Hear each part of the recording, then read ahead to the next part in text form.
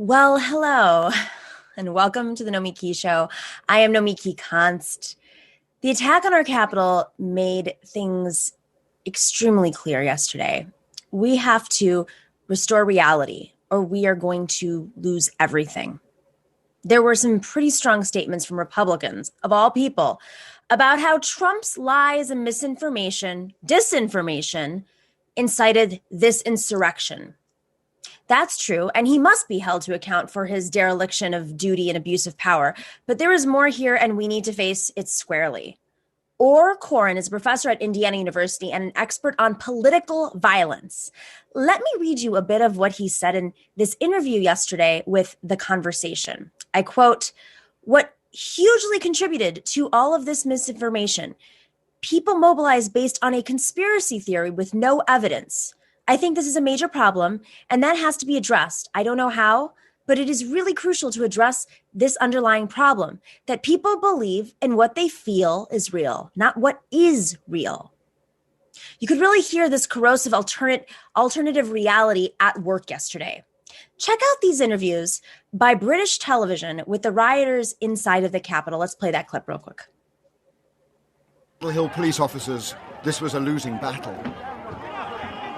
This is exactly what was feared, but in no way is this a surprise. It has been fueled by the president's rhetoric, and it's increasingly clear this election has not healed the wounds. It has simply amplified them. We followed the aggrieved and infuriated Trump supporters as they stormed the building. I swear to see them, and they just sent these guys through broken windows and doors they had forced open.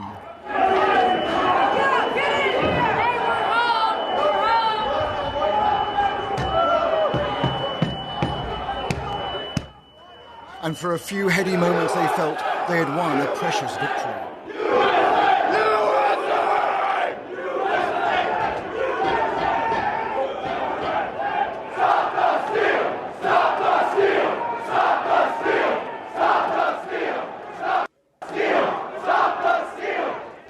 In the very heart of the congressional building.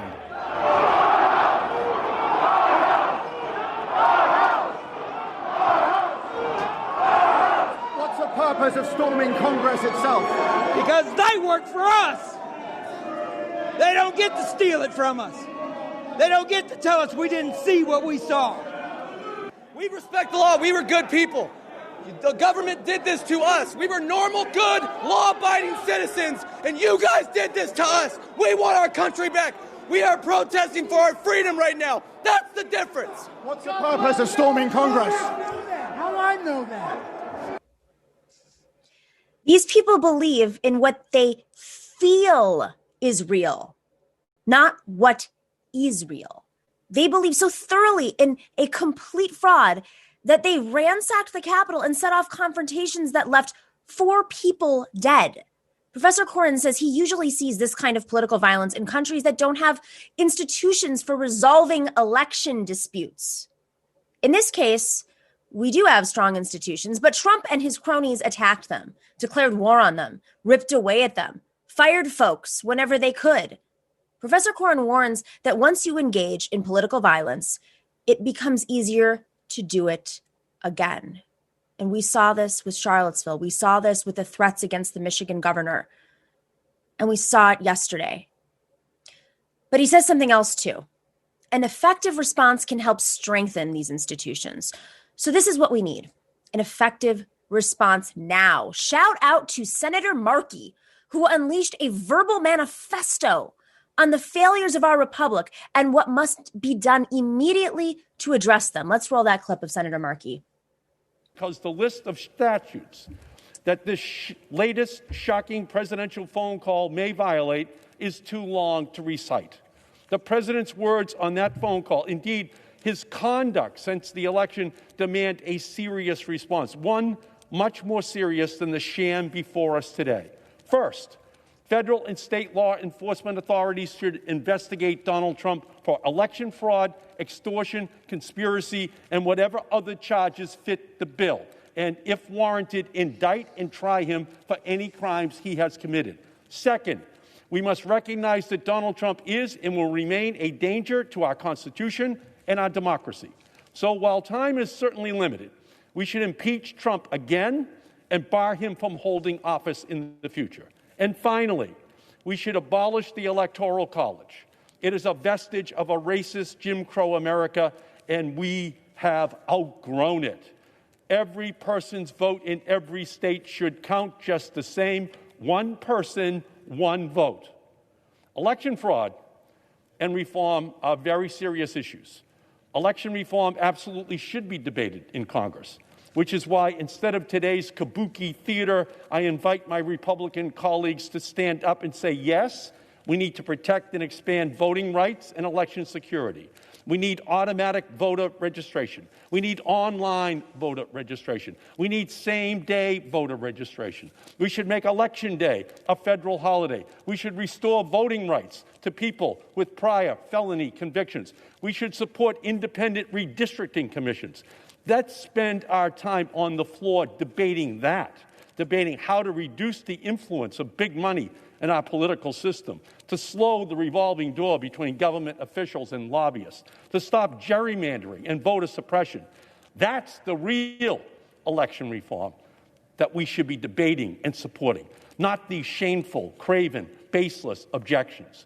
More than 350,000 Americans have died from the coronavirus. That is the truth. Nearly 8 million people have fallen into poverty because of the economic crisis caused by this virus. That is the truth. Okay. Wearing a mask saves lives. I see 6 points that must be addressed now. Let's go through them point by point. Obviously, number one, every insurrectionist identified as having been inside the Capitol must be prosecuted. We already know who many of these vandals were, Proud Boys and Q followers. They won't be hard to find. Folks are already doing investigative work and recognizing some from other events or skirmishes. Number two, the inciters and the enablers must be held to account. Trump is, of course, at the top of this list. Impeach him or remove him through the 25th Amendment or indict him on January 20th. Both parties in both houses should surely censure him for launching an attack on them. But remember, Trump had a lot of help. It was Giuliani who said, settle the election by combat. Number three, there are U.S. senators like Ted Cruz and Josh Hawley and the other political bottom feeders who played politics with this tinderbox. This has to be a limit. There has to be a limit. Enough is enough. If Republicans reward them for this, then we know which side they're really on. I thought they were they valued institutions and democracy. So Senator McConnell, Senator Romney, Senator Graham, did you really mean the words that you said in those nice speeches from the floor of the Senate yesterday? Then you can't stop there. The Senate sets the requirements for its own members, even ones who think you need a Trump coalition to win the presidency in 2024. Number four, a special mention here for the 121 Republicans in the House who voted to overturn electoral votes for Joe Biden. After their offices were stormed, windows were bashed, guns were drawn, and 4 people died. How can this be? I'll tell you in one word, gerrymandering. And that's why Senator Markey mentioned that. The dark conspiracy between Democrats and Republicans in state after state has come home to roost. Those safe districts are really just political filter bubbles in which the only thing constituents are kept safe from is reality. Number 5. Now, speaking of filter bubbles, the time has come to reckon with these big tech companies. They made this possible. They facilitated, they boosted it for years. They have been monetizing anger and rage. Facebook led a group where this was planned to grow to 300,000 users before they thought, oh, maybe we should shut this down. Inciting hate. Let's just be very clear. This is not, taking on free speech. These are rooms where folks are organizing violence. That is not protected by free speech. And Democrats, it is time to break up with big tech. And then we need to break up big tech. Number 6, finally, we can't just call out the other side. We need to clean up our own house too, of course.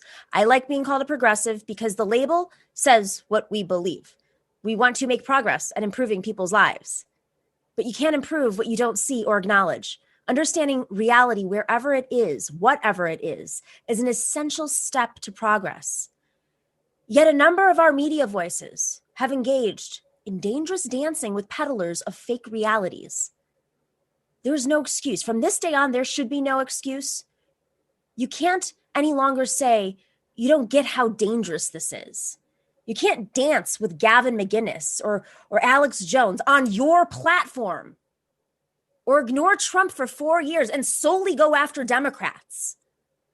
Or in the lead up to this right-wing, well-organized effort, make everything about channeling the progressive movement's energy into going after the squad and anyone who called you out on your side.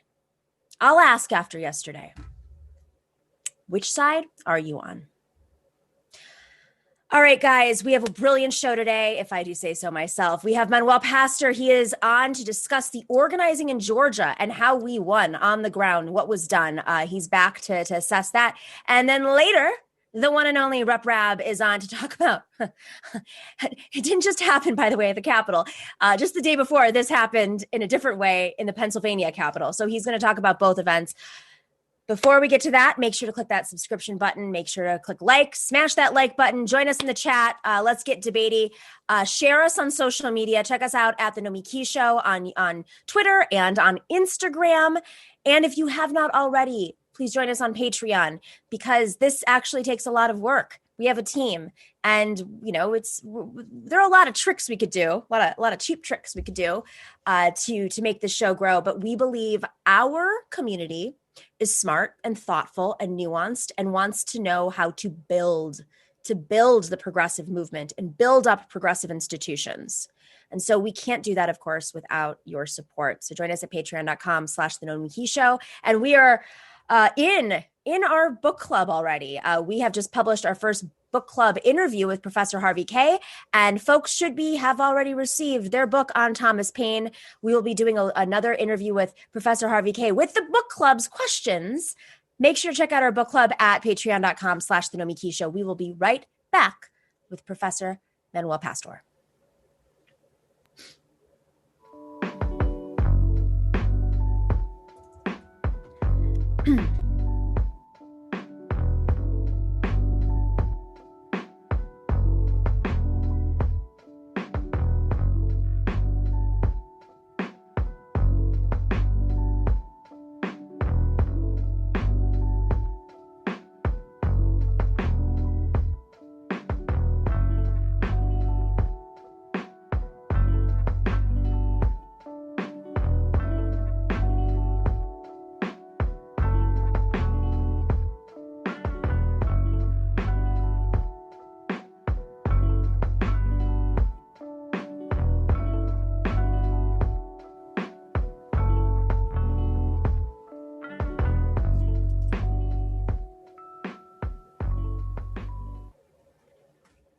Welcome back to the Nomiki Show. We are thrilled to also welcome back Dr. Manuel Pastor. He's the director of the University of Southern California's Equity Research Institute. He is the author of State Resistance, What California's Dizzying Descent and Remarkable Resurgence Means for America's Future, and Equity Growth and Community, What the Nation Can Learn from America's Metro Areas. Well, lots of news. What a news day. We're having a little bit of weird feedback, Dr. Pastor. You might have to move away a little bit. There we go. See if I can.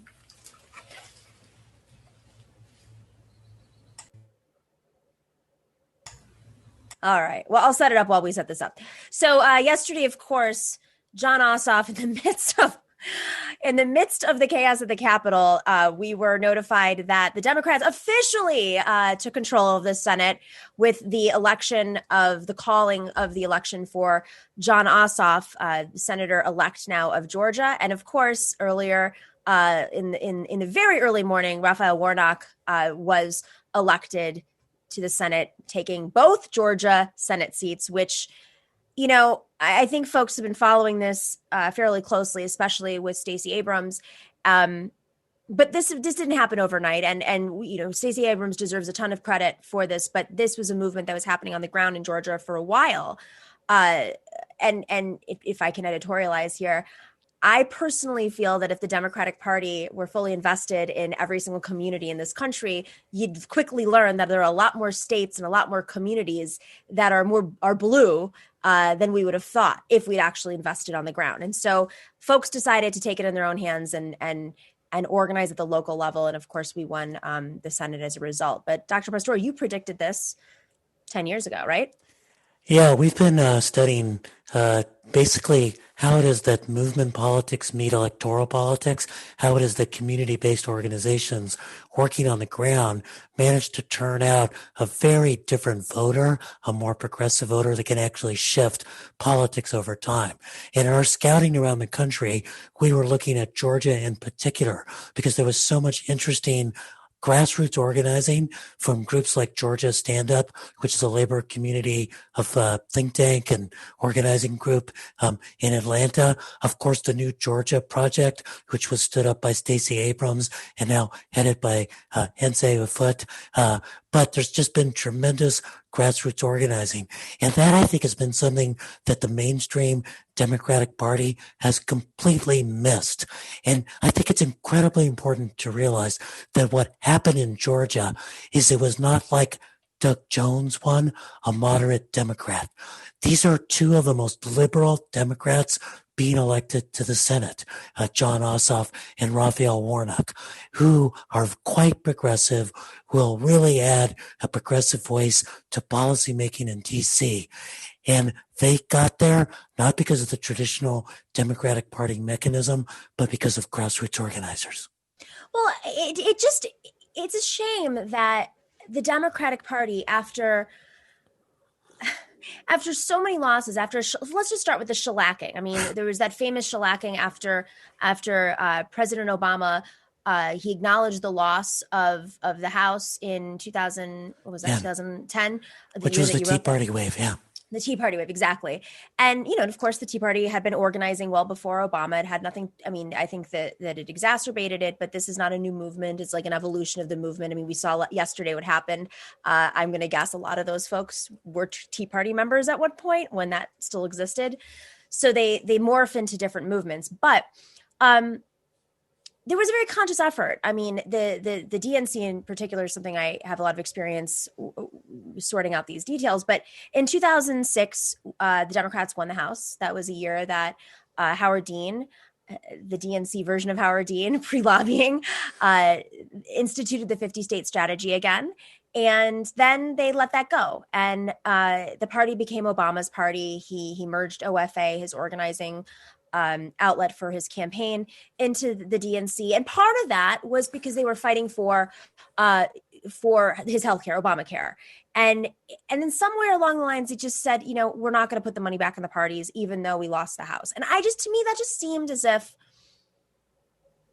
they didn't understand like the most basic tenets of politics. I mean, I don't know how you get shellacked and you don't say, well, let's do something about this. What is it going to take?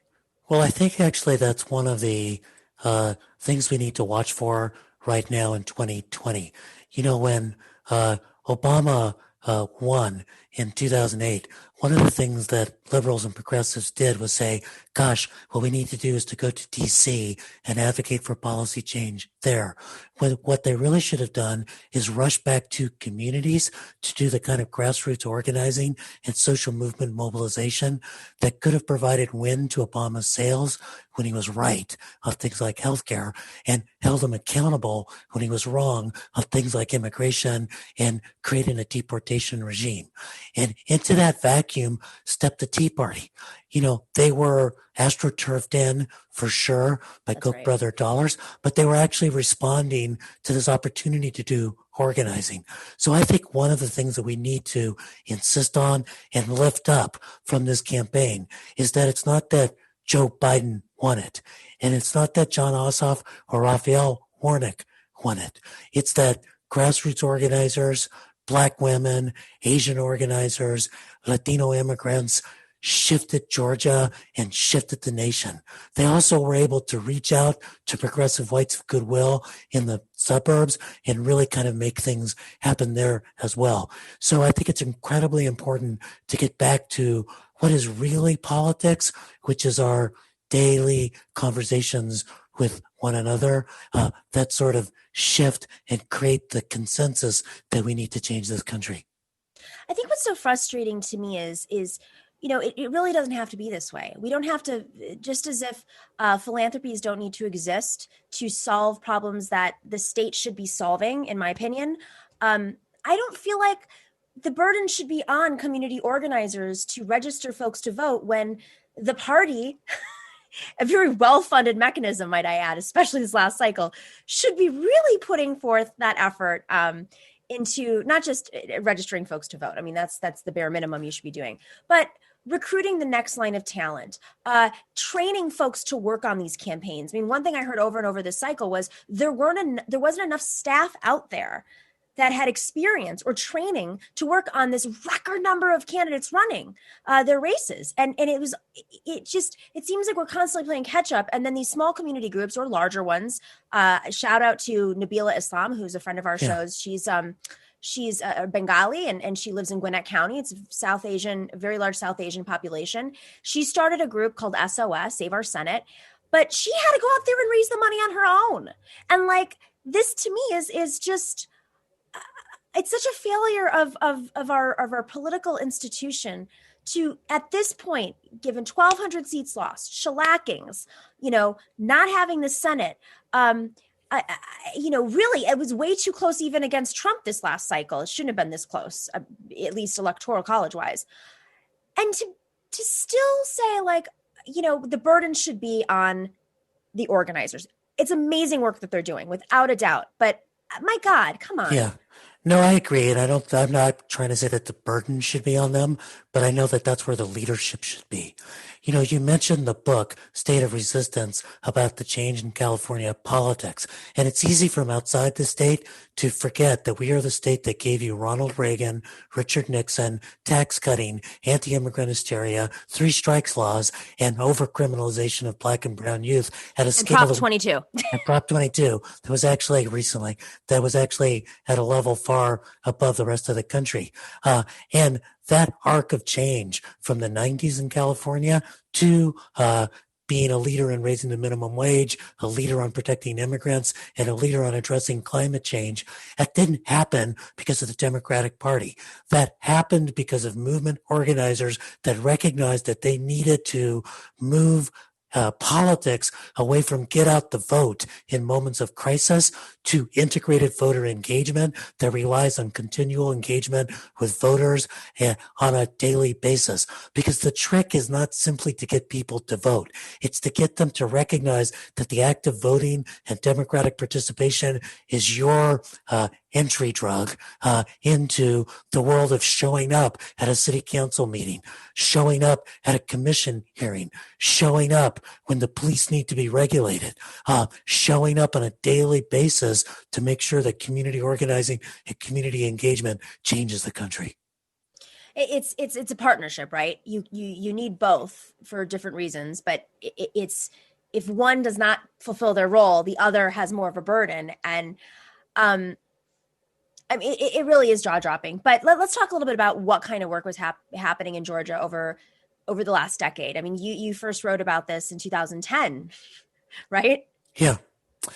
Well, what you could tell in Georgia, if you looked at the data, a couple of really interesting things. One is that it was changing demographically. It had become a magnet for new immigrants, Asian immigrants, South Asian, which you just mentioned, and Latino immigrants as well. But there's another thing that's incredibly important about Georgia, which is that of all of the Deep South states, it is the state that's got the largest share of Black folks who were actually born in another state.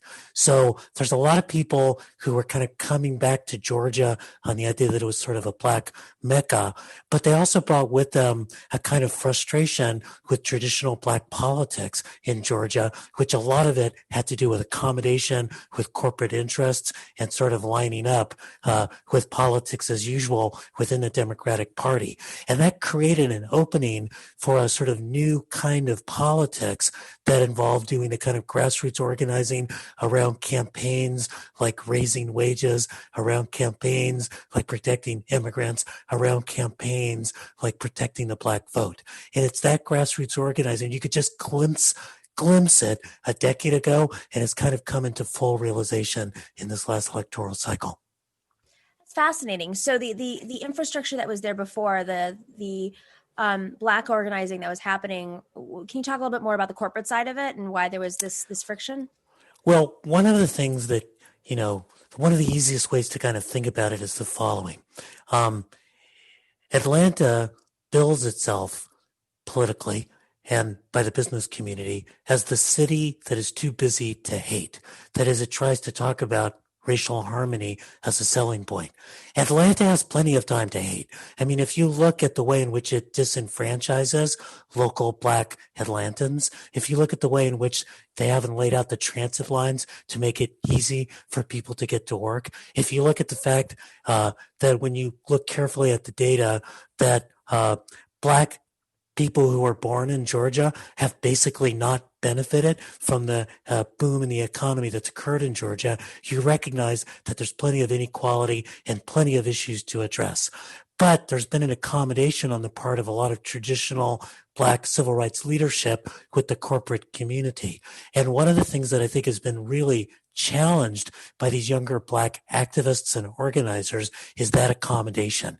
They're saying that it's not enough to get a few seats on the board of a major corporation. What we need to do is to change the rules of the game that have over-criminalized black people, the rules of the game that mean that black working class people are not seeing increases in the minimum wage in a state that doesn't do that, to make sure that black people and other people of color in the state are not under the threat of eviction. So they've broadened the agenda to an agenda that merges class and race together. And I think that's the secret for the Democratic Party and for progressive politics going forward.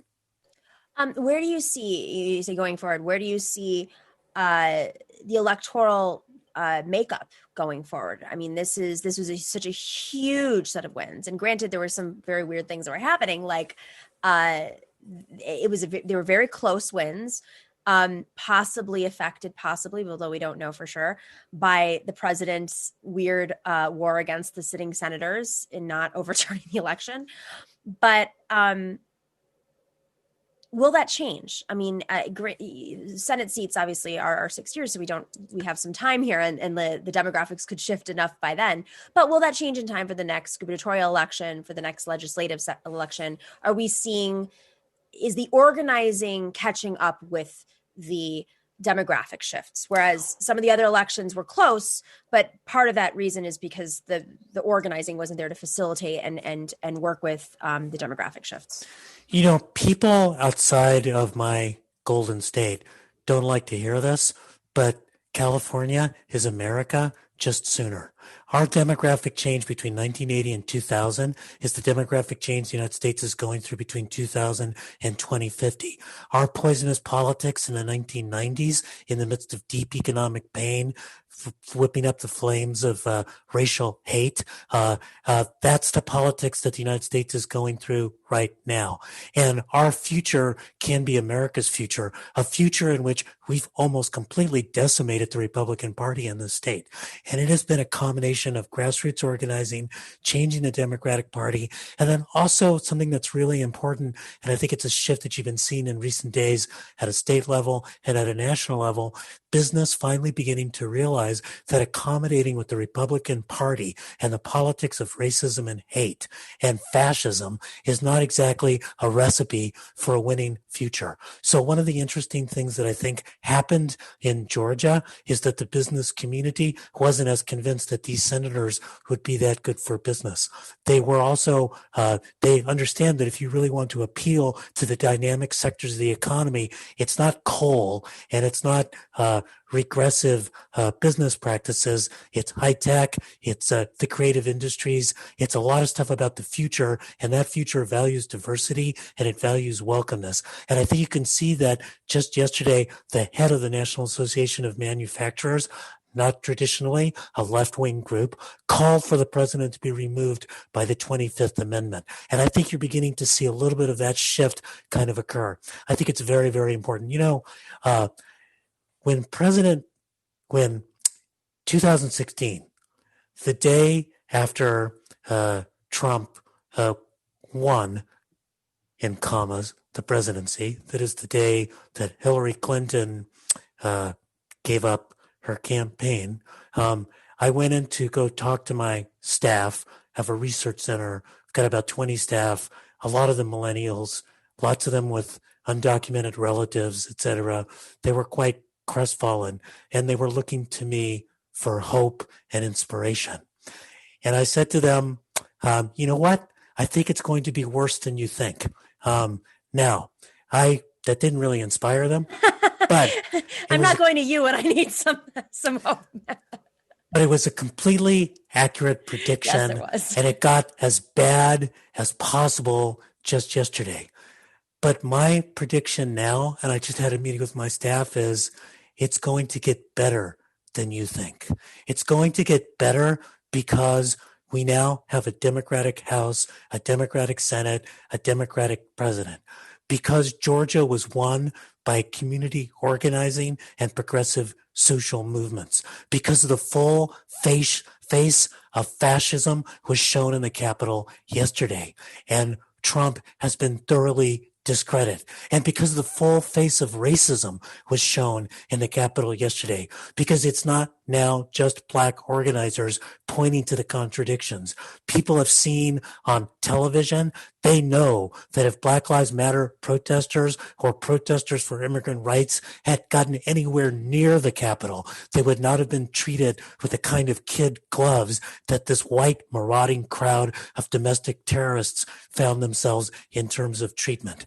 All of that, I think, is deeply seared into the American psyche.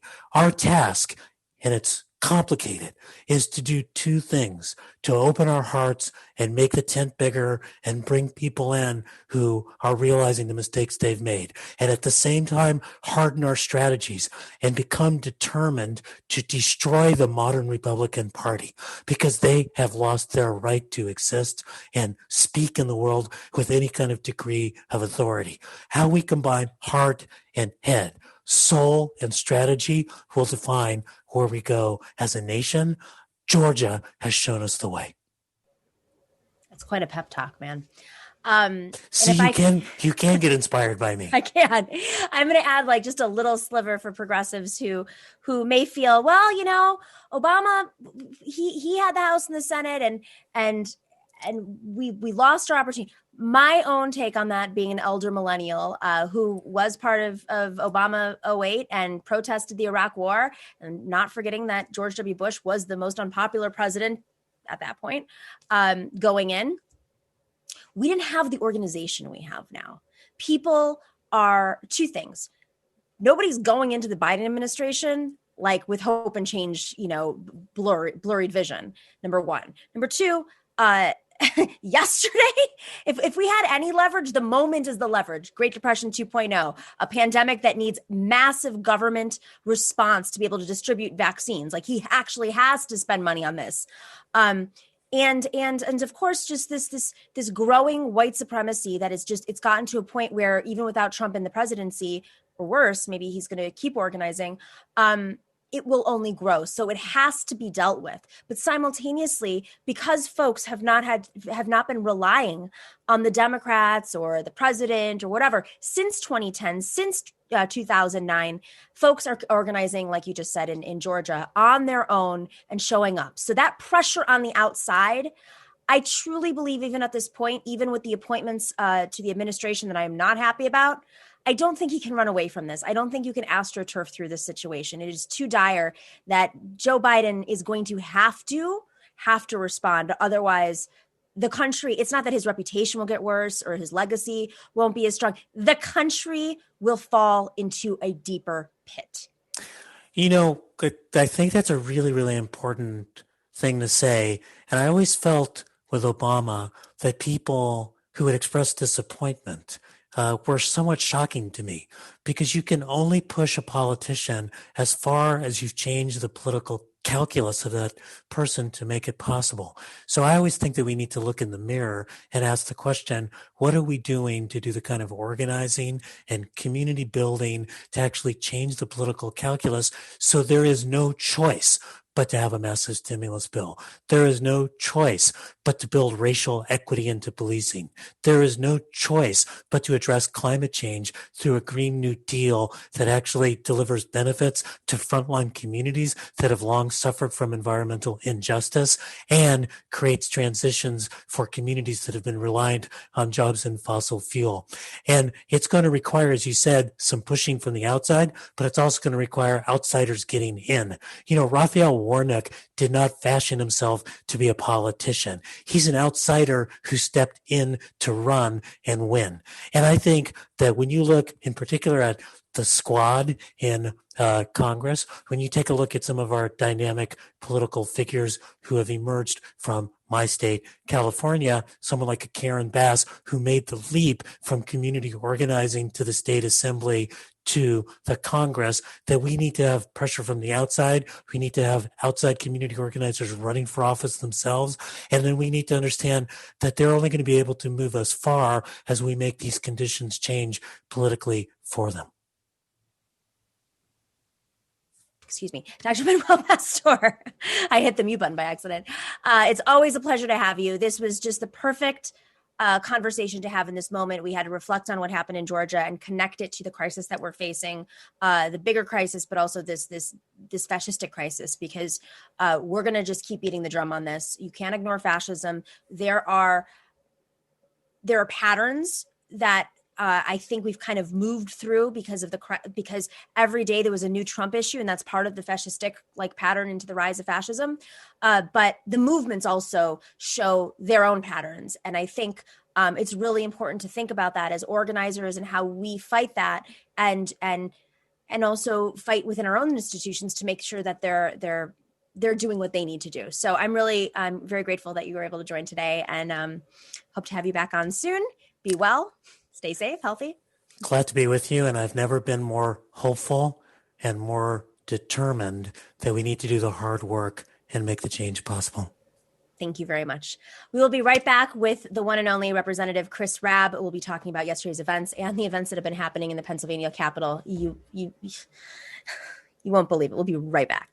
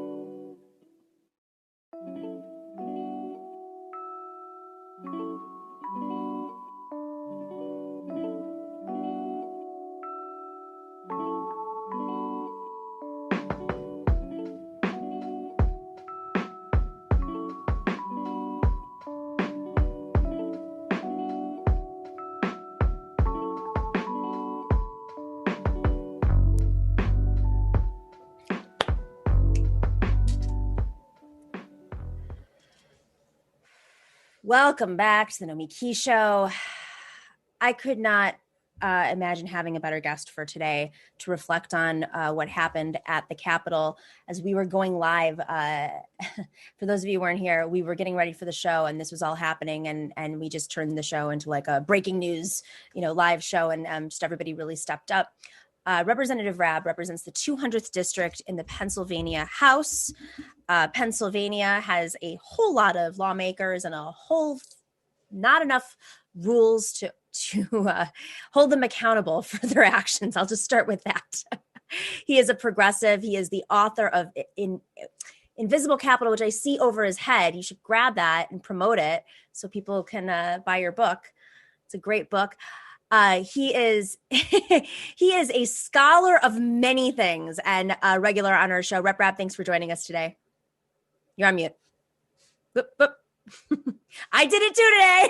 It's one of those days. 9 months of a pandemic and we still can't, Thank you for having me back. Of course. So let's just start off with what went down in the Capitol in Pennsylvania before we get to the... Right, pick a capital, right? Pick a capital. Which capital? Because it's, listen, I appreciate you having me on the show. Your show reaches a broad audience. It's not one state. People are watching you in different countries too. And I think it's important that you have affirmed those of us who are in that invisible layer of government, state government, which conservatives for generations have known is so important to their national aspirations towards fascism, right? Right. So this is a really important teaching moment because what happened in Harrisburg, which is the capital of the state of Pennsylvania, on Tuesday is very relevant to what happened on Wednesday in our nation's capital. In Harrisburg, we were to be sworn in. We're sworn in on the first Tuesday of January, no matter what day it falls on, whatever date it falls on, it's the first Tuesday. And we have, for the first general election ever, we've had mail-in voting. We've never had that before. It was a bipartisan bill that I actually opposed, not because I'm against mail-in voting, but because of other politics that I found deeply offensive. And so it was passed with bipartisan support. The majority of Republicans in both chambers supported mail-in voting. The problem was they didn't see the pandemic coming, and they didn't see that the most disenfranchised members of the electorate would be using, and who also believe in science, would be using mail-in voting to avoid getting the coronavirus by showing up for 13 hours on a Tuesday to express their rights to cast a ballot. So a state senator, an incumbent, Jim Brewster, looked like he had lost because they hadn't counted all the votes. When they counted all the votes, he won, and he won by under 100 votes. Under 100 votes. They represent almost 250,000 people. He won by 67 votes.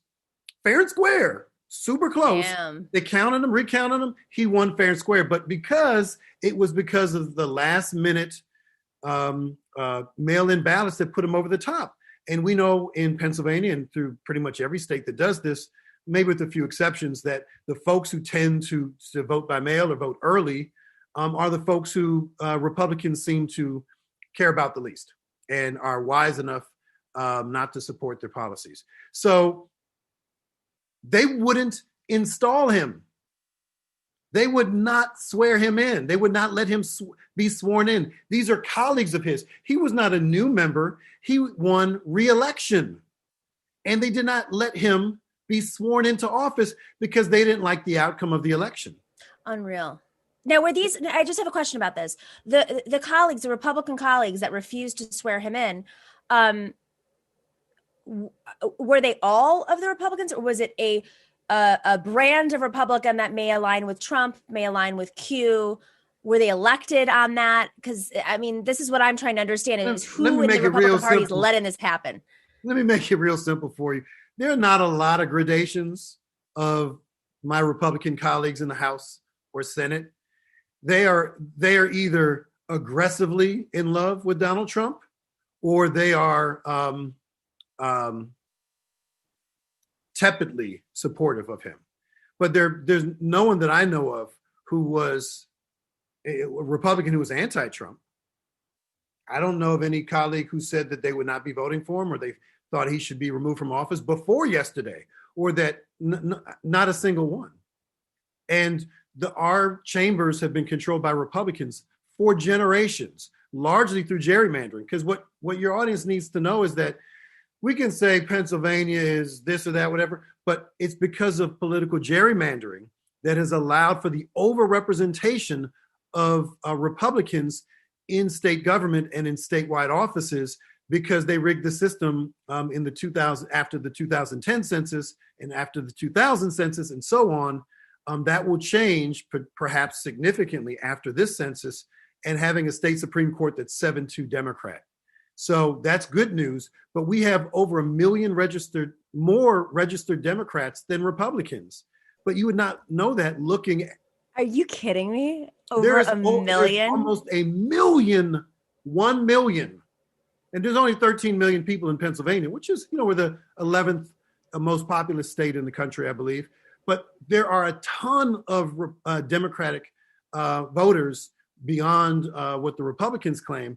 And yet you would not know that looking at our state legislature. So they are overrepresented in state government. So these white folk in power denied another white man the ability to be inaugurated, even though the election results were certified. They were certified. So when we talk about black on black violence, I want to bring it back to the real violence, which is white on white violence happening in state governments and institutions across the nation. I will be on the front lines of that violence. If you need me to be so, I am happy to. I know you would appreciate that framing, because I don't believe there's such a thing as black on black violence. But if we're gonna honor that trope, then we got to talk about white on white violence, and that's what we saw yesterday. So here's how it relates. So one of a former colleague of mine in the State House who ran for Congress and lost against Connor Lamb was on social media saying, let's storm the Capitol. And he ran into a buddy of his who is a current state senator, Doug Mastriano, who was priming the pump and inciting violence. So some of us are calling for him to resign immediately. So we've had Republican leadership ask for fellow Republicans to resign if they, we have a guy who raped another member. What? Came to her house, had her at gunpoint. What? Yes. I'm sorry, but no, I'm just getting started. I'm just starting. I need you to stay with me so you know that what I'm dealing with. I need to take a breath for a second. Hang on. All right. Another member happened gunpoint. Stalk and sexually assault another member. They're both Republicans, both white Republicans in the same chamber. They asked him to leave. Fast forward a year, they asked another. No. They asked another member who I worked closely with. He was the chair of the finance committee, who was drugging and raping women. They asked him to resign. A few months ago. And then what happened? Are they being prosecuted? You're not resigning. You can't serve in office if you're in jail. No, nothing. Cops just silent. Nope. Too concerned with bending the knee. Got it. Taking the knee. Yeah. So then recently, just a couple months ago, a colleague of mine who came into office, same with me, a conservative Republican from Western PA, young guy, I think he's in his 30s, was trying to get his toddler to smoke a cigar, and was talking about getting prostitutes, a whole mess, all on social media. Our Republican leadership asked him to resign. He did not. The other two did. But here's the thing: when you have somebody who leaves Pennsylvania, who goes to Washington D.C., is on social media and is promoting the inciting violence and talking about storming the Capitol, there's utter silence. The people who he was inciting were going against the revered police community, who they love. Blue Lives Matter, that's the thing. Unless they're doing their job in ways that go against their conspiracy theories, then they don't care you're a cop. You're only a cop if they don't stand in your way. It's okay if cops stand in the way of justice or humanity for Black and brown folk, queer folk, whatever, undocumented folk, whatever. But if you stand in the way of conspiracy theories, then we will push you. We don't care how white you are. We don't care how big your badge is. We will shut you down. So the very thing they claim to love the most, whether it's the Constitution, the electoral process, the hallowed halls, law enforcement itself, none of that matters if they don't get what they want. So there's an inflection point where some of the most egregiously foul Republicans are sounding really enlightened as of last night, because they look so bad. And it's like, wait, I can see you harassing and dehumanizing Black folk, homeless folk, queer folk, trans folk, whatever. But when you mess up my workplace, my revered Senate, which I used to work in when I was in my early 20s, and my boss wasn't allowed to go to the House floor because she wore a pantsuit. 1993, I was a young Senate staffer, and it was a big thing. She showed up to work, went on the Senate floor, and they're like, "Whoa, Senator, you can't come to the House floor, Senate floor." She's like, "Why?" They're like, "You're wearing slacks." I mean, after the rape comment, I'm not surprised. Right, but we're talking about the U.S. Senate in 1993. Oh, the U.S. Senate. Got it. I'm talking about Carol Moseley Braun, first Black woman senator, showing up to work just like all of her male colleagues, and they're like, "You can't wear slacks on the House floor, on the Senate floor." And she was not someone to use colorful language, but you know what kind of look she gave them. And they changed that practice from that instant. Just to pull back the curtain a little bit, there are newsrooms that up until 2 years ago still had that rule. Yeah. So in my place of work on the House floor, you have to wear a tie if you want to come to the House floor, but you don't have to wear a mask. So it's more important for decorum than public health. When we've had 11 elected officials, 11 in the past 9 months, who have come down with coronavirus and who are super spreaders. And I have to go there. I didn't bring my kids there on Tuesday. Tuesday you were sworn in again. Let's just make sure. Right. By the way, congratulations. Right. Missed that through this chaos. You were sworn in for your third term. And so they said, what sacred book do you want to be sworn in on? And so we take an oath of office to uphold our state constitution and the U.S. Constitution. And so they give us Bibles, but I kind of believe in the separation of church and state. And my oath is not to a sacred document beyond the ones that we are actually constitutionally bound to, which are our constitutions. So I've sworn in on constitutions in my first and second terms. This time I switched it up, and I took the oath of office on a book from 1837, which I bought a vintage book online years ago. That was the printed deliberations of the Pennsylvania the Constitutional Convention, where they amended the state constitution to rescind Black men's right to vote. In 1780, our state constitution allowed for all free men to vote, which would include Black people, include everyone. As long as they were men and they were free, you could vote, at least on paper, not necessarily so much in practice. 58 years later, the all-white state legislature said, nah. So that's what I took my oath of office on, and I shared it with as many of my white colleagues as possible, including the Speaker of the House. I love it. And he did not know that the state constitution was amended in 1838. And I didn't know either until I started my work on reparations, because I'm seeking to document every single explicitly anti-Black white supremacist state law that has allowed for the further degradation of Black lives through public policy on the executive, judicial, and legislative branches in our state. And it ties into what happened yesterday, a degradation of our very institutions, But we're talking about the desecration of symbols and places. But we don't hear any commentary of these newly enlightened Republicans who talk about the desecration of our democracy itself by the policies and the legislation that they so proudly support.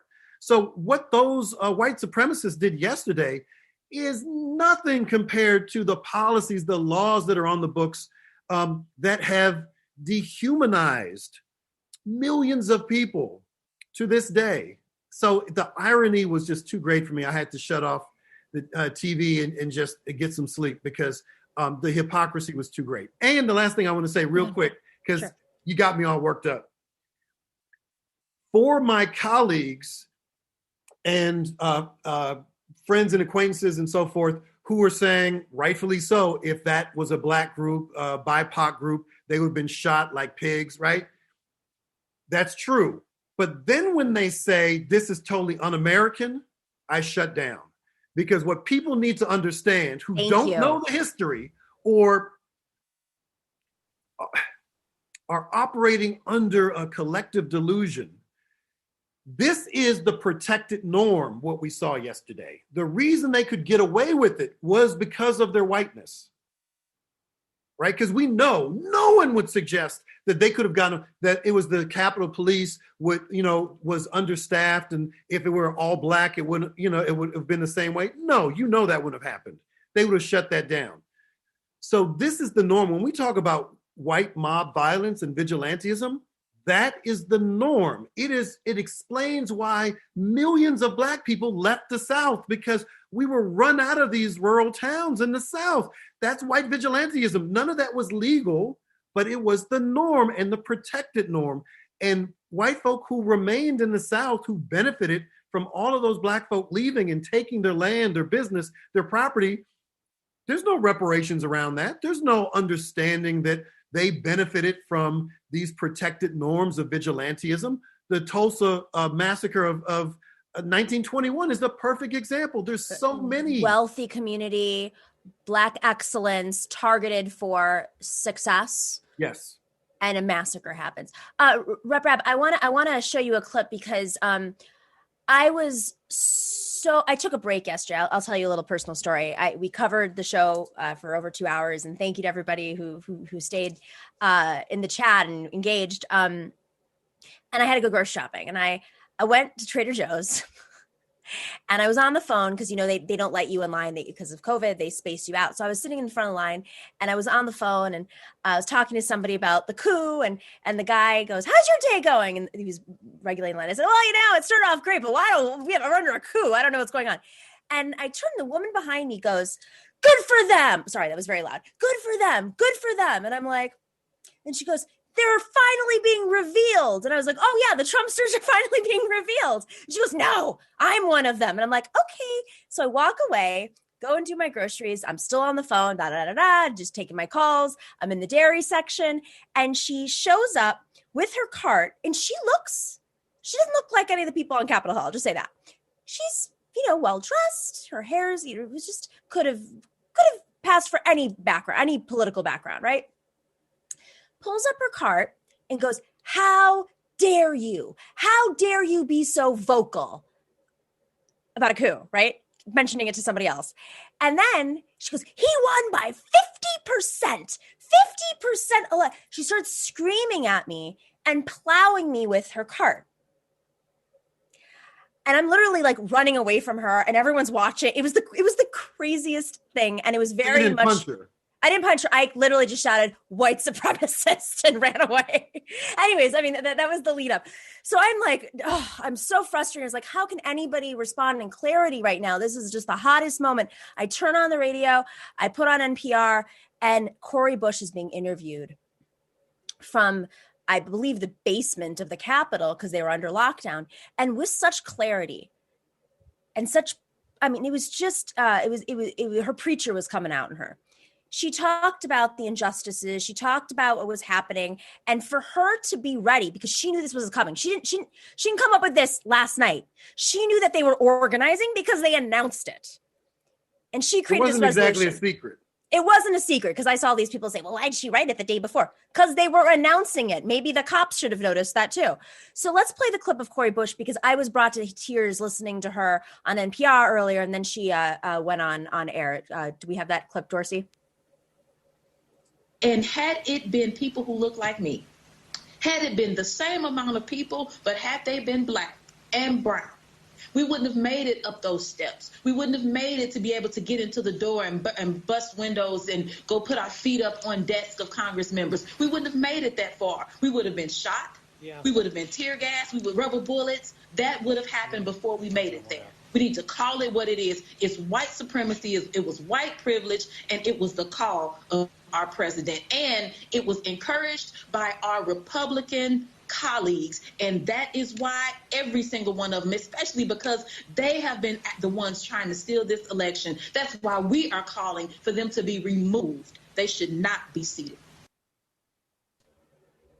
Ditto. I mean, she laid it out. What I do like though is that what the Congresswoman said has been amplified and stated so strongly by so many people. And I got to tell you, as a black man of 50 years, this is really the first time in my life where I've seen non-politicized or even recently politicized white people say what most black people have been saying forever, which is, oh, that's messed up. If there were black people, these are white people. Like I'm not used to that level of kind of almost consensus. And there's no one in my sphere other than under the dome and in Harrisburg where people would say otherwise. And I understand I live in a bubble, but I do reach out. So that's kind of the silver lining, that there's no question. Well, I wonder if they would have been treated the same way if they're black. So, but that's so basic. We need to take it a step up. And so here's where the teaching moment comes in for me. What is our collective responsibility beyond what happened in Capitol Hill? Beyond what happened with the process of certifying this election or accepting the electoral votes, beyond the transition, the peaceful transition of power, right? What is the collective responsibility of white people to have these very difficult conversations with other white people in positions of power to say, this would not have happened without systemic white privilege, right? Weaponized in the most racial way, and to make sure this doesn't happen again, because black people really can't be in the room when that happens. I mean, we could, but it's not our responsibility. Right? So I want to show something because I think this is, you just sort of opened it for us. Now, note, this was before the Capitol was stormed, but I think it's important to emphasize that this was the conversation before the Capitol was stormed by one of the more, as they would call her, more reasonable Republicans who comes from the Maverick family. I'm talking about Meghan McCain, who is back at The View. And full disclosure, I know this woman. I know her from cable newsrooms. Generally speaking, and this is I'm saying this intentionally because I do think that this is where people get lost. She reaches across party aisle. She does. I mean, on the show, clearly there's some drama happening there, but off the show, she talks to everybody. She quotes Democrats. You're in the newsroom with her. Her mother, I think, is a little bit more progressive than we all know, but there's a danger in that. And what I'm going to show you right now is, I think, highlights this beyond. So let's play that clip of Meghan McCain with Senator-elect Raphael Warnock. Agree and join Joe Manchin and agree that you're not for that. My job is to take the concerns that are being raised by my constituent. And what I'm telling you is that they're asking about their health care. They're asking about whether or not they can earn a livable wage for working hard every day. And they're wondering when in the world are they going to get relief after waiting for it for months. And right now, what is the Senate doing? They're engaged in a shameless exercise of privilege and power, challenging the basic norms of our government. The people of Georgia rose up and rebuked that kind of politics last night, and I intend to represent their interests in the U.S. Senate to make sure they have health care, to make sure that they enjoy a livable wage, and that their voice can be heard in their democracy. Senator, I understand that. I'm just asking you a direct question. I'm just going to, I'm going to end this. Hey, listen, we're going to say thanks to the Senator-elect, Reverend Raphael Warnock, and we will be right back. Thank you for coming back, sir. Great to be on The View. Wow. Okay, I mean, listen, I What was she saying though? What was the direct question she thought he was avoiding? I don't know. I did read it on Twitter. I think, but what's so weird about this, right?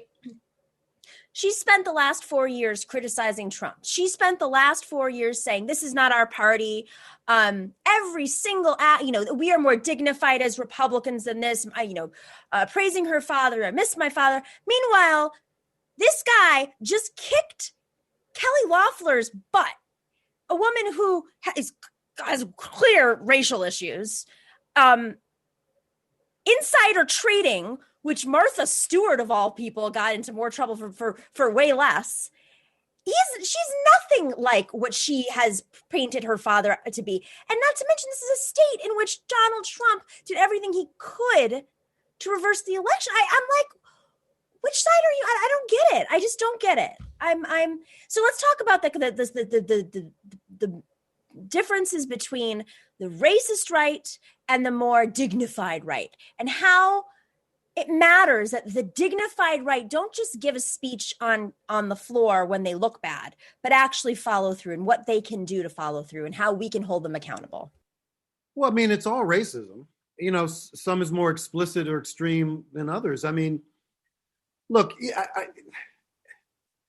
as a cis hetero man, I have to process issues of classism, of colorism, of sexism, of all these different things, ableism. Like, I work through issues of privilege myself, right? And I'm a Black man. Like, it's no one has a monopoly on this stuff. But the reality is, I can't take myself out of the spectrum. I can say, I'm feminist leaning or whatever, but I can do better as a man. I can do better as hetero identified. I can do so much better, but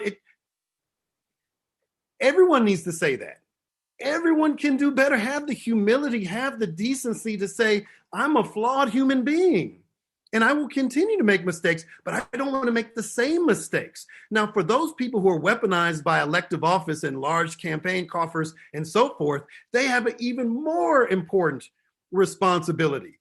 They have a more important responsibility because their critiques, their assumptions, their worldviews influence public policy that impacts millions of people.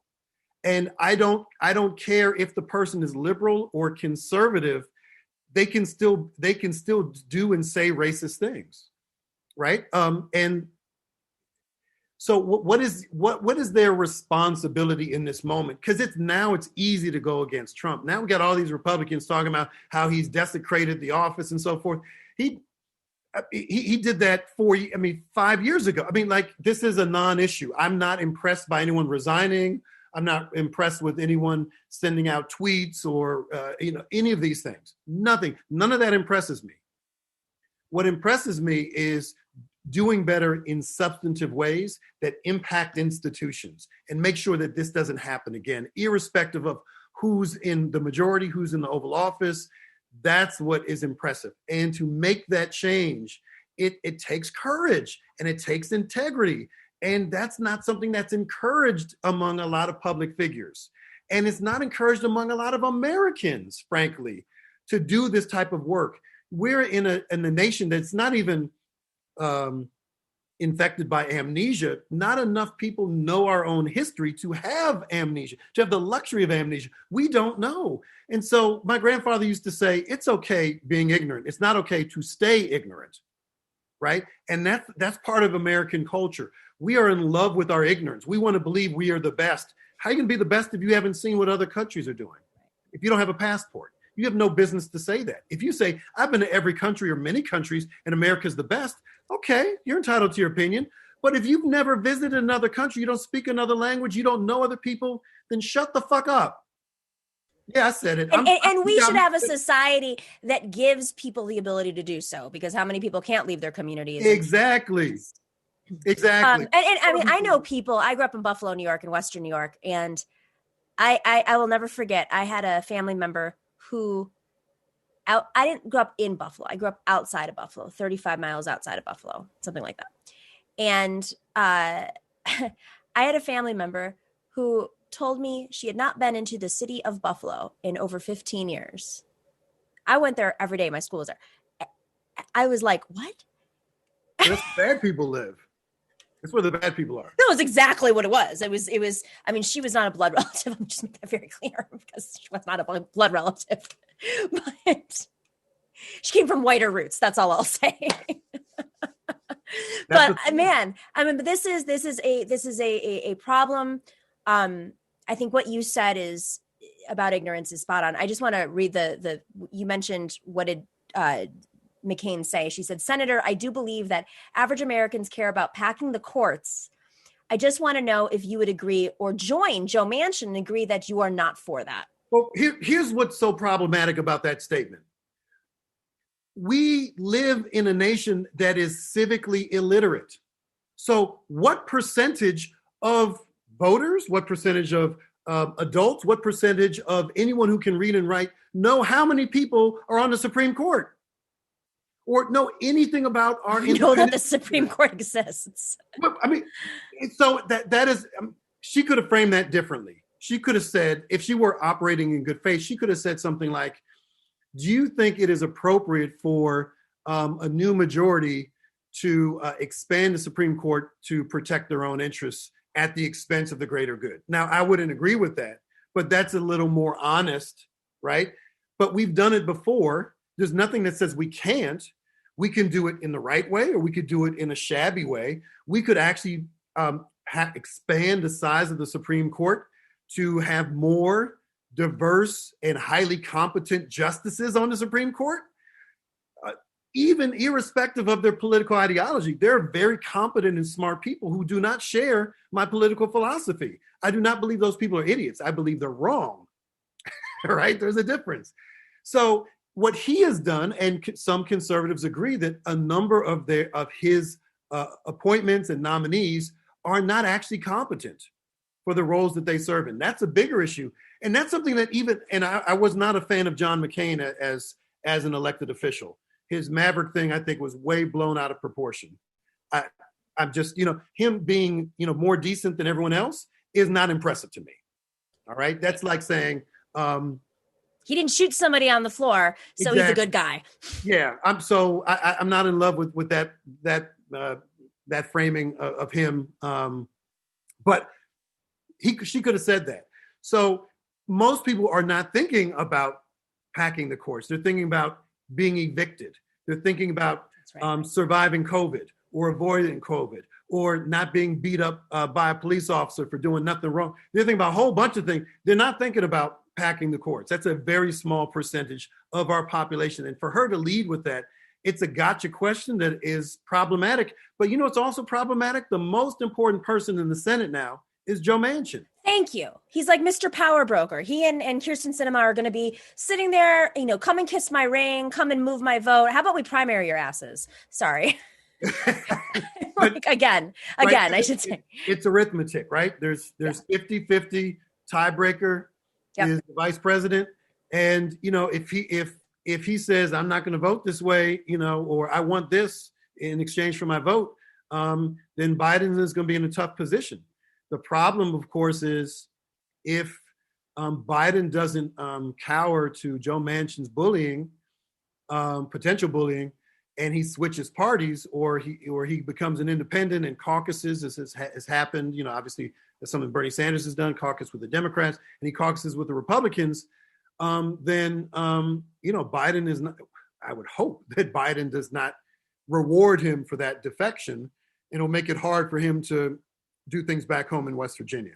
So that's he'll be a new darling of the right, but at a great cost. So I don't know how this is going to bear out, but it's not going to be puppy dogs and rainbows until we can work out this political dynamic where you have these blue dogs and I believe traitors who are going to manipulate the Senate for their own personal aggrandizement. And we're going to have to treat them delicately. I mean, that's the hardest part about this is I know progressives are going to be screaming, rightfully so, at the folks who keep pulling away, right? From whether it's Joe Manchin, Kirsten Sinema, or now Mark Kelly, who's just sworn in. These are folks who've already shown that they're siding with big industries, whether it's oil and gas or the defense industry, Raytheon. It's a concern because it's bad enough that we had a Republican Senate, but now we have to treat them with kid gloves so that they don't, especially with Manchin, go and change parties. I just want to do one more story. Do you have time? You're good? Yeah. Okay. There was so much news yesterday, and I really didn't want to forget this because we love Sarah Nelson. Sarah Nelson is, of course, the head of the Flight Attendants Union in America, which is part of CWA. She has called for Trump rioters to be banned from flights out of DC, which brings up a lot of important points for many workers, both in flights in the Capitol building and in DC.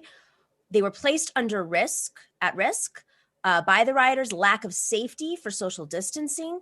And of course, that should be prioritized. Keep in mind, you're watching those videos. Barely anybody was wearing a mask. I mean, there was this one interaction with a cop where the guy was chasing the cop, and of course, he's African-American. He was chasing him down the halls. He had a QAnon shirt on, and he got in his face, and I could see the saliva spewing on this cop who also had his mask down. I mean, I get it. Like, you're in the middle of the heat of the moment. He was being chased, so I don't want to blame him for that. But between this and the Manufacturer Association pushing back, are we reaching a new moment where the lines are being redrawn? I mean, I truly believe that unions are going to lead the charge on everything, and they have to in this crisis. But what's your take on this? So, I think the proxy is a little dangerous. I like the intent in terms of the flight attendants union. I mean, you're talking about anti-maskers who it's bigger than pro-Trump folks. They're folks in the African-American community who, don't trust the vaccine, and I don't begrudge them that. My job is to persuade them to believe in the vaccine. If that means I need to go on air and take the vaccine myself, I will. But I know the history, so I don't. So anyone who compromises public health and the safety of flight attendants and everyone else shouldn't be let on a plane. Look, like I said before, on the House floor, we couldn't even get the Republican majority to mandate masks in a body, in a room that is a super spreader venue where literally 11 elected officials have gotten COVID, right? And some of these folks are older and have comorbidities.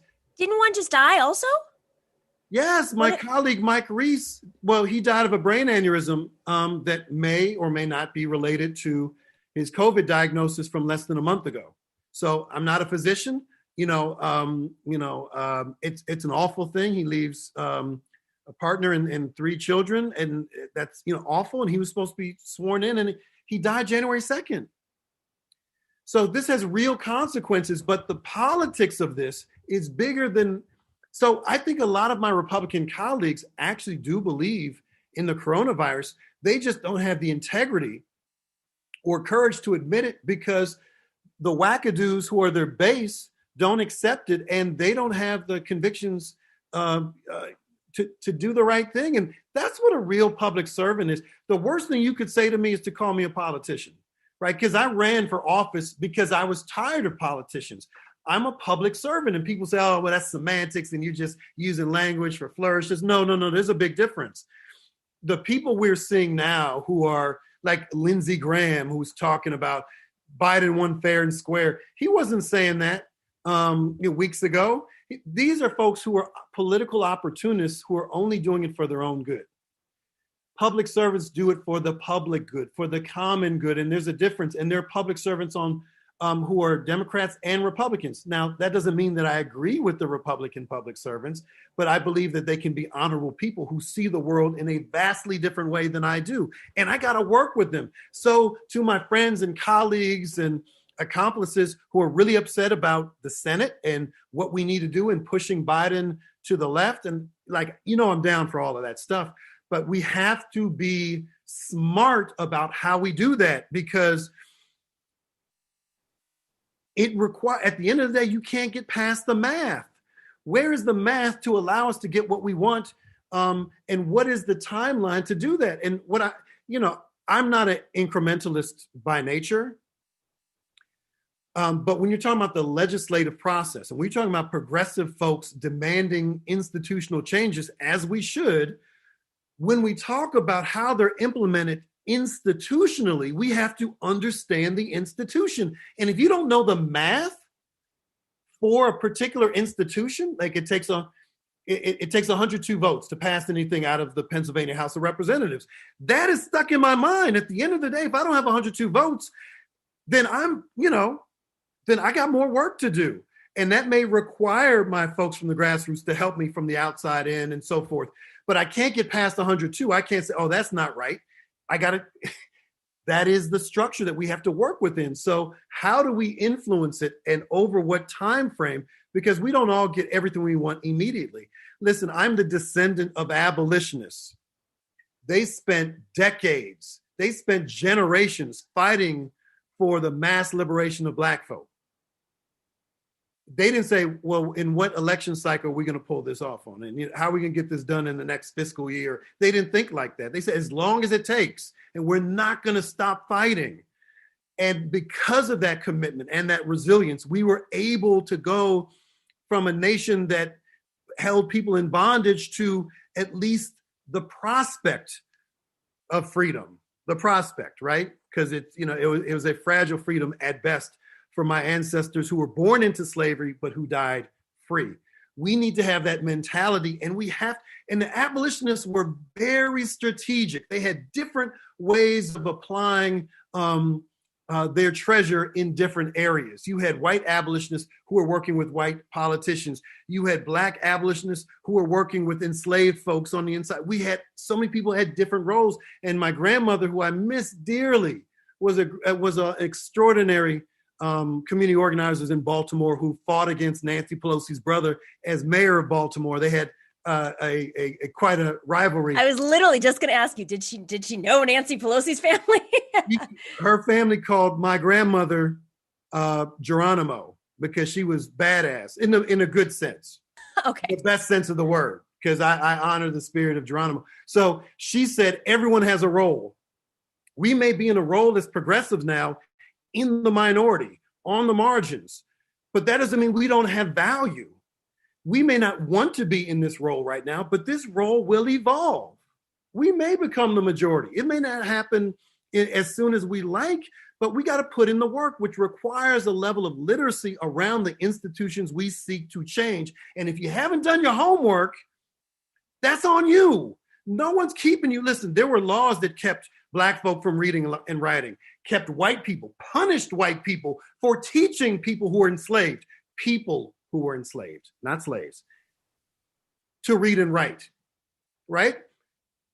We have the ability to acquire this knowledge, to mobilize without getting permission from anyone, and do what needs to be done. So we cannot afford to be reductionist or simplistic and say, if they don't, listen, I'm all about reparations, right? But I'm not going to say to the Speaker of the House, I want reparations right now, do this. I need to get the votes. I need support from my own Democrats. I need support from my own fellow Black elected officials. I need to do the work before the demand can be made. And if you were to prematurely do it, am I right in saying it stalls you for the long term if it fails? Obamacare, I mean, I am very critical of what went down with Obamacare, but there is an argument to be made that I don't agree with, but keep it in mind that because of, let's just remind everybody, he had the Senate and Congress. So that's why I don't buy it. But there was an argument to be made that Obamacare was what could be achieved at that moment. And even with the success of Obamacare, which took a couple years to write, to build the alliance. There were alliances, right, from the outside, and of course the votes. Not to mention, it took a couple of years to enact. Not to mention, the Republicans literally spent up until this point. I'm sure they're still going to go after Obamacare. I have no doubt, even without control of the Senate. It has been under attack for the last 10 years. And so if you don't get it right the first time, it can make really it so much harder. So much harder later. And what else did Obama achieve? That was his critical. He really distracted from potentially other things that could have been brought to the table either by the administration or by the movements pressuring the administration, because they were constantly under attack when it came to Obamacare. That's right. It's absolutely right. What happens if I say, I want reparations right now, and they say, we're feeling a lot of political pressure here. Let's do a little resolution. Let's do a little study. It's all bullshit. But, on reparations, we'll study it. Well, guess what? They did a study in the Pennsylvania General Assembly that took on the death penalty. It was evaluating the death penalty in Pennsylvania. It took them 7 years to produce a document that was 200 pages. And the conclusion was the death penalty is problematic. We knew that 7 years ago. Mario Cuomo knew that in 1980. Come on, guys. Right. So my point is, if you're gonna shoot the king, you better not miss. Right. What happens if you get what you say you want and it's crap? You can't take a second bite of that apple. Right. And so let's do it right. Let's do it right. You're doing it right, Rep. Rabb, if I do say so myself. I don't know about everybody else, but I really can't wait for Rep. Rabb to represent all of us, not just Pennsylvania. I love the Pennsylvanians. Love Northwest Pennsylvania. They definitely were a big part in electing Joe Biden, in blocking the fascists. So credit to your district, highest turnout, most well organized, really turned out for this election. But I don't know. I don't know what I'm going to draft you for, but I feel like I need to draft you for something. I thought you liked me. He's like, stop talking. He's like, shut up. Thanks for sticking around overtime. I'm going to do some shout outs to folks. Lots of Rep. Rabb love. Jake S. sending his love. Rep. Rabb, we love you. Brothwaite Bone Spurs Quacker Bush the fourth. What? You have to ask yourself, who benefited from the events of yesterday? Wink, wink. Very true. Prairie Fire Kowalski from Nebraska sends me a cup of coffee. Thank you very much. Sending the love. Stacey Abrams is awfully chummy with Bloomberg, says Observer. That's true, but she did do good work and she raised awareness. And I think it helped, hopefully, I'm not sure, other organizations who are doing the work on the ground. So, the more that we know, the better, hopefully, the outcome was. Thank you, as always, to Professor Harvey K., who's in the live chat, chatting it up, debating, folks. We are so appreciative to you, and always appreciative to MIDI doctors for working the algorithms, which are, I'm going to say it every day. The algorithm is a little bit sexist, a little bit racist, because it was built by white men who might have had the right intentions, young white men, and when it was called out, the person who was in charge of addressing these algorithms was fired. So keep that in mind, a woman of color. I'm just going all in at this point. Huge thanks to Bob and Billy and the Orb for keeping our chat room troll free. We know there are a lot of trolls. That's another thing tech companies have to address. Get rid of these trolls. You know where they're coming from. This stuff has been reported on for the last 6-7 years. Some of it's coming from foreign troll farms. Some of them are domestic troll farms. This affects our discourse. If you don't think this affects our discourse, when accounts are being shut down left and right, take a look at that video from yesterday. Thank you to JL for the love. He says great thanks, and thank you for the stream. We are so appreciative to you. Remember, solidarity is not a hashtag. And then I was just told to say hashtag no me kids. Thank you to no me kids. Hashtag no me kids. But also, solidarity is not a hashtag. It is not a hashtag. So we got to live with solidarity. Be well. See you tomorrow, 3 p.m. Eastern. Much love to everybody. Thanks, Rep. Rabb. Thank you.